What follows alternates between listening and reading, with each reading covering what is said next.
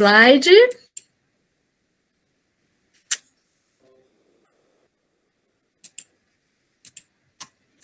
Acredito eu que sim, né? Se ninguém diz sim, não, já era, já foi, né? Então, bora lá. Bom, gente, semana passada, né, nós falamos até sobre a questão do jovem no mercado de trabalho, onde, né, nós conversamos que o jovem é sempre o primeiro, né, a ser dispensado no momento de crise e é o último a ser contratado, né, quando há vagas, né, de emprego. Hoje, nós vamos dar continuidade ao capítulo 7 a partir de trabalho infantil, que ainda são grandes, né? Ainda é grande a quantidade de criança que trabalha, que, segundo a legislação brasileira, é terminantemente proibido qualquer tipo de trabalho para menores de 14 anos, exceto, né, na condição de aprendiz, a partir de 14 até os 16 anos.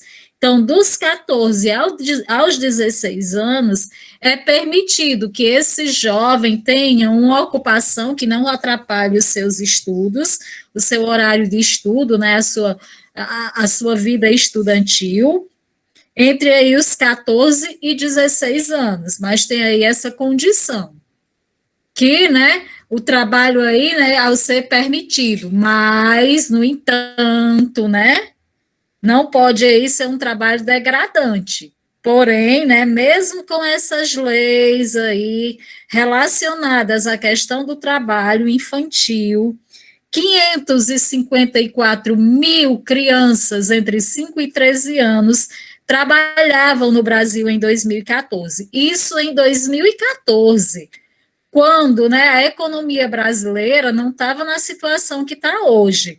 Então, com certeza, esses números subiram, e muito, né? Então, aí a gente já pode contar com um grande aumento da quantidade de crianças trabalhando, aí entre os 5 e 13 anos de idade. E, claro, a pobreza é a principal causa do ingresso das crianças no mundo do trabalho. Que aí, né, você pode até fazer uma relação. Se aumentou a pobreza, né, a nível de Brasil, as pessoas, né, que tiveram uma queda aí na sua renda econômica, se isso aumentou, então, consequentemente, aumentou também o número de crianças trabalhando, que vão ter, né, que sair aí na rua para fazer alguma coisa, para poder levar alguma coisa para casa. Então, isso daí, né, já vamos dizer assim, já é possível a gente fazer uma relação, né? Bom, e a mulher no mercado de trabalho, né? Nós sabemos que o mercado de trabalho ainda é muito machista. Um grande, né, número de funções, não é só uma ou duas, são inúmeras funções que chegam a ser exercidas por homens e por mulheres. Há uma diferenciação com relação ao trabalho ou ao salário, só pelo fato, né, de que a mulher é mulher. Então, os homens ainda hoje, eles permanecem tendo o salário mais alto, mesmo desempenhando a mesma função, o mesmo trabalho que uma mulher. Que isso aí é tradição, né? Tradicionalmente, o homem, ele foi também responsável pela renda familiar, e as mulheres, né, aí lá um tempo aí atrás, pelos cuidados da casa, dos filhos. Porém, né, essa situação mudou em muitos países do mundo ocidental, em razão das novas necessidades da sociedade, e principalmente da longa luta da mulher por seus direitos de cidadã, e também, né, contra aí a discriminação feminina. As mulheres, paulatinamente, ampliam a sua participação na cultura, na política, na economia, no mercado de trabalho. No entanto, essas conquistas, elas não aconteceram da mesma forma em todos os países do mundo. Nos países desenvolvidos, o crescimento econômico e industrial dos séculos XIX e XX gerou a necessidade de maior isenção da mulher no mercado de trabalho. Além disso, durante as guerras mundiais, a mão de obra feminina assumiu postos de trabalho dos homens convocados para os conflitos. E as conquistas profissionais das mulheres, elas podem ser atribuídas principalmente a um amplo movimento de emancipação e a quebra do preconceito por parte significativa da sociedade ocidental, com maior nível de desenvolvimento. Que nos países desenvolvidos, né, o ingresso feminino da mulher no mercado de trabalho também foi fruto da necessidade, aí, no caso da economia. No entanto, né, o impacto imediato foi a redução das médias salariais em função da maior oferta de mão de obra, e vários outros fatores podem ser também atribuídos à presença da mulher no mercado de trabalho, e nem todos eles foram frutos da emancipação. Claro que nos países desenvolvidos, o histórico de luta da população feminina, ela, né, é bem maior e mais intensa do que em países ainda em desenvolvimento ou subdesenvolvidos. Então, as mulheres, em parte, nos países desenvolvidos, elas, em meio ao seu movimento de emancipação, elas têm conquistado, né, muito espaço. Porém, em países em desenvolvimento, subdesenvolvidos, as mulheres, né, têm mais dificuldade em meio aí às conquistas, né, em meio a essa luta. Então, tem esse porém também. E aqui é um gráfico que tem também no livro de vocês, né, que é o rendimento mensal por sexo, tanto da mulher como do homem. Que, mais uma vez, né, a gente vê aí que as mulheres têm um rendimento bem menor. Que, como eu falei lá no início, né, muitas delas desempenham a mesma função que o homem, mas pelo fato de ser mulher, acaba tendo um salário menor, que não se explica, porque acaba também, né, realizando o mesmo trabalho, não tendo nenhuma dificuldade, às vezes até melhor do que muito homem. Né? Tem mulheres que desempenham muito melhor muitos trabalhos aí em grandes empresas, né, do que muitos homens. Claro que, né, esse movimento de emancipação da mulher, até mesmo em países em desenvolvimento, já faz, né, com que muitas mulheres tenham aí um espaço bem melhor, né? Ou as mulheres de uma forma em geral. Porém, a luta continua. Que aqui no Brasil, né, a gente lembra sempre da Lei Maria da Penha, né? E nesse período de quarentena, de ficar dentro de casa, muitas mulheres aqui no Brasil têm sofrido a violência doméstica, que muitas vezes, né, elas têm até dificuldade de, vamos dizer assim, como é que se diz, de chegar, né, até uma delegacia e denunciar o seu agressor. Por N fatores. Às vezes, porque está em cárcere privado, está trancada, né? O cônjuge não deixa, né, a mulher sair de jeito nenhum na rua, então ela não tem nem como chegar numa delegacia. Muitas vezes, né, pela própria vergonha de dizer que está sofrendo aquele abuso dentro de casa. Muitas vezes também por conta dos filhos, né? Ela teme que de repente, né, ao deixar, vamos dizer assim, às vezes o homem é o único que trabalha, né, e sustenta a família, então ela tem medo de repente levar os filhos a passar necessidade, porque entregou o seu agressor, e aí vem, né, tem N motivos que acabam fazendo com que muitas mulheres não denunciem o seu agressor, que claro, né, de certa forma, né, você olhando pelo ponto jurídico, é um erro das mulheres não denunciarem o seu agressor. Até mesmo, né, pela a visão humana, porque ninguém merece viver sendo agredida por ninguém. Imagine, né, por um companheiro, né? Bom, em seguida nós temos aí população e renda, que nós vimos que no caso do brasileiro, né, a renda diminuiu e os recursos econômicos, a capacidade tecnológica e a produção de alimentos nunca foram tão grandes em qualquer outra época histórica como são na atualidade. Se fossem igualmente distribuídos, não faltariam recursos para suprir toda a população da Terra. No entanto, para a parcela expressiva da população mundial, falta o mínimo necessário para sobreviver com dignidade.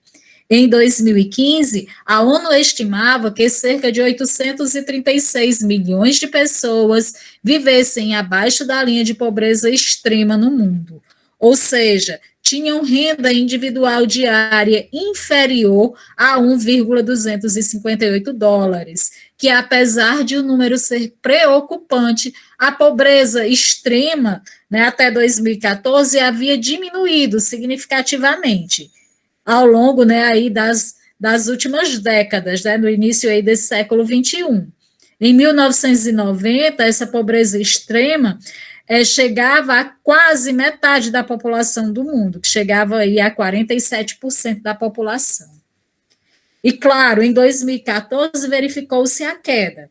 Porém, a partir de 2015, e mais precisamente, né, a partir de 2019, com a pandemia, aumentou esses números de pobreza extrema no mundo inteiro. Então, voltou a crescer, né, esses números. No caso de Brasil, esse aumento aconteceu a partir de 2015. No caso de mundo, verificou-se aí um considerável aumento a partir de 2019 com a pandemia.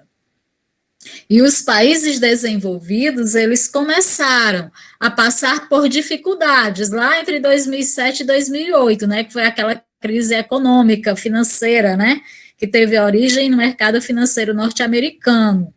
E o rápido progresso aí de décadas passadas também sofreu aí uma desaceleração, ou seja, diminuiu, né, com a crise de 2007, 2008, esse ritmo, né, vamos dizer assim, de saída da pobreza da população a nível de mundo diminuiu, porém, não aumentou.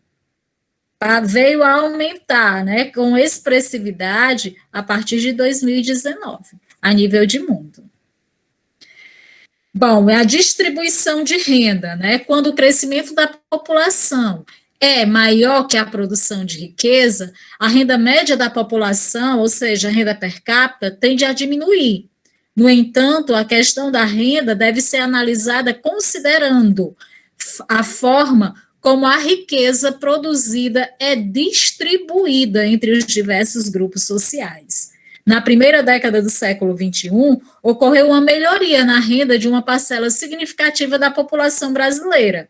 Milhões de brasileiros migraram das classes pobres e extremamente pobres, classificadas como D e E, para integrarem a classe C, com capacidade de consumo além dos produtos básicos de subsistência. E esses dados refletem um período de crescimento econômico e de adoção de políticas sociais que promoveram transformações na sociedade brasileira. A melhora das condições de vida de parcela significativa da população brasileira promoveu a ampliação da capacidade do consumo e, consequentemente, a expansão do mercado interno e das atividades produtivas, que contribuíram para o avanço na distribuição de renda no Brasil, a redução do desemprego, o aumento da formalização da mão de obra, a valorização do salário mínimo e os programas voltados à população em situação de extrema pobreza, como é o caso do Fome Zero e do Bolsa Família, entre outros. Ou seja, né, tudo isso que a gente falou, diminuição da pobreza, distribuição de renda, e índice de emprego, né, muito bom. No caso de Brasil, isso vigorou até 2015. Chegou em 2015, o Brasil começou a descer uma ladeira, né? Entrou o ano de 2015, todas essas taxas já sofriam decréscimos, né? Então, ao invés, né, de continuar essas melhorias, não. Tudo, né, só começou aí a piorar, porque aqui no Brasil teve início a chamada crise política, né, que foi mais política do que foi uma crise econômica advinda, né, da crise política, no caso de Brasil. E qual é o papel do Estado, né, nisso tudo? Com relação aí a desigualdades sociais, a questões econômicas, que papel tem o Estado, de fato, né? A distribuição de renda, por exemplo, ela não pode ser analisada apenas a partir do valor monetário dos salários e dos lucros. Em alguns países desenvolvidos, após a Segunda Guerra, foi estabelecido um modelo de Estado que, entre outras atribuições, passou a ter a função de garantir saúde, educação, emprego e moradia, atualmente considerados direitos essenciais aos cidadãos, que isso trata-se do estado de bem-estar social. Welfare state, né, aí é em inglês, que eu nem sei pronunciar direito, viu, gente? Sou péssima em inglês. Que ocorre com mais eficácia na Noruega, na Suécia e na Dinamarca. Ou seja, né, o fato do Estado ser responsável por garantir saúde, educação, emprego, moradia, isso, né, vamos dizer assim, não é uma coisa de governos, vamos dizer assim, no caso de Brasil, de governo de esquerda. Isso é uma adotada pelo Estado que se preocupa com a sua população. Que aí você vê, por exemplo, a Noruega. A Noruega é um dos países a nível de mundo que possui o melhor índice de desenvolvimento humano.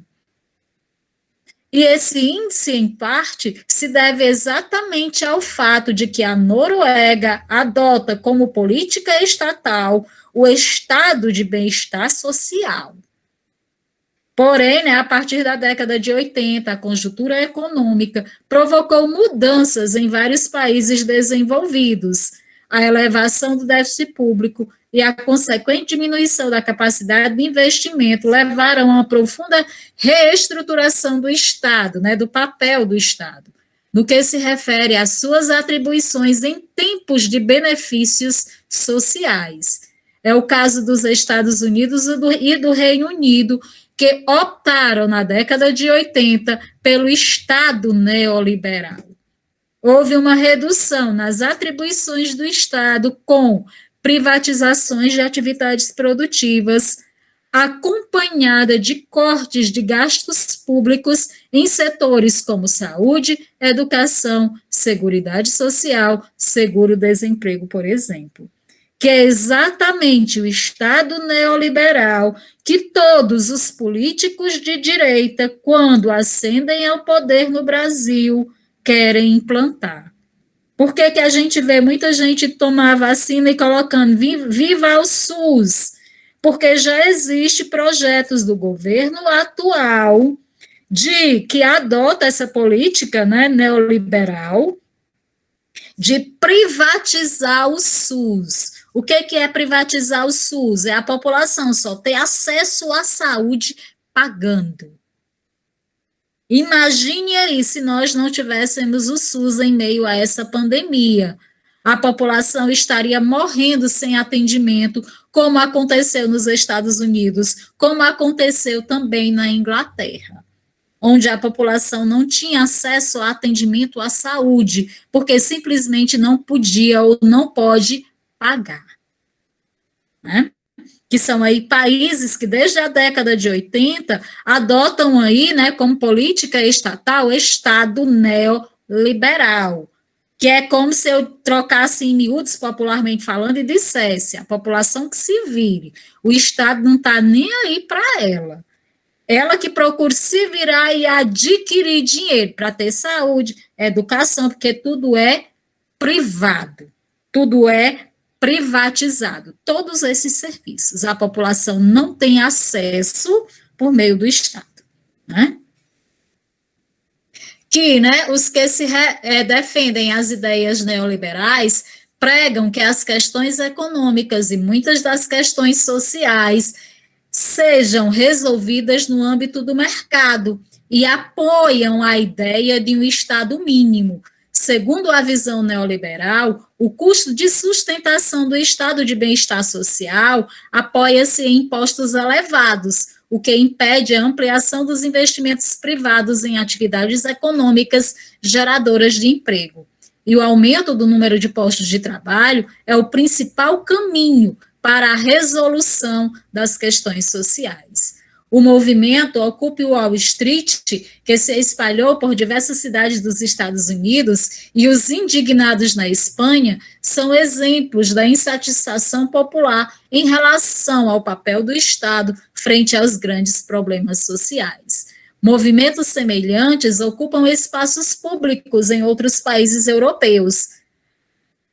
Um policial, né, aqui nós temos a foto, ele monitorando aí um evento, né, em 2013 em Nova York, onde, né, a população carregava cartazes com os dizeres: fim da desigualdade, curar Nova York e taxar Wall Street, o centro financeiro, né, sediado aí na cidade. Por quê, né? Porque a população, mesmo, né, não vivendo em um estado de bem-estar social, ainda paga muitos impostos, até mesmo nos Estados Unidos. E não tem de volta, né? Não tem uma saúde gratuita. Os Estados Unidos não tem um sistema de saúde pública como tem o Brasil. Porém, a população ainda paga altos impostos. Daí a população ter saído, aí no caso dessa foto em 2013, pedindo, né, que houvesse uma maior taxação de impostos contra, né, aqueles, né, que são ricos, né, que é quem investe de fato na Bolsa de Valores, ou seja, em Wall Street, né, como diz aí a própria imagem. Que, claro, né, os Estados Unidos, né, hoje já vê aí a possibilidade da criação de uma lei onde os ricos passem a pagar mais impostos do que os pobres. Porque aqui no Brasil, por exemplo, o pobre paga a mesma quantidade de imposto que um rico. Né, e é assim em muitos países do mundo. A questão da exclusão social, né, que pode-se dizer aí que o processo de globalização, intensificado ainda no final do século XX, né, e em processo até os dias atuais, propiciou significativas conquistas econômicas, sobretudo para as maiores empresas e os países desenvolvidos, né, proporcionou aí avanços econômicos, né, que também aconteceram, inclusive, né, em países em desenvolvimento, que a gente coloca o caso dos emergentes, né, que do qual o Brasil, né, ainda faz parte. E, em seguida, o nosso livro vem falando do Índice de Desenvolvimento Humano, que foi criado pela ONU no início de 1990, como contraponto a indicadores do Produto Interno Bruto e da renda per capita por indivíduo, que medem a riqueza dos países circunscrita à esfera econômica. Porque antes, né, para medir a renda per capita da população, aliás, ainda hoje, para medir a renda per capita da população, o que é feito? Pega-se o produto interno bruto de um país e divide pela quantidade populacional. Só que essa divisão não leva leva em consideração que a população, todo mundo ganha do mesmo tanto. Isso não acontece, né? Então, a renda per capita, que é medida a partir do produto interno bruto, ela, né, não condiz com a realidade. Então, a partir daí, a ONU resolveu criar, né, o Índice de Desenvolvimento Humano, que é feito, né, com o cruzamento de 3 indicadores básicos: o rendimento nacional bruto, o grau de conhecimento baseado na escolaridade e a expectativa de vida, denominada aí longevidade. E os países, né, eles são classificados em 4 grupos: IDH muito alto, IDH alto, IDH médio e IDH baixo. Brasil, aonde é que se encontra, né? Nesse ranking, quem é que se lembra? Eu postei nos grupos de terceiro ano um dia desse. Foi. O Brasil está lá, né? Porém, né, mesmo assim, né, o Brasil é considerado aí com o IDH, vamos dizer assim, médio, né? É aí 0,700 e alguma coisa, né? O IDH do Brasil, eu não lembro de alguma coisa, só lembro que está na casa do 0,700. Porque o IDH, ele é medido, né, por meio do chamado índice de Gini, que vai variar de 0 a 1. Quanto mais próximo de 0, pior é o IDH. Quanto mais próximo de 1, melhor é o IDH, o Índice de Desenvolvimento Humano. Né? Que também, né, vale lembrar que esse é um ponto que às vezes é cobrado em Enem e vestibular, o Índice de Desenvolvimento Humano. Quanto mais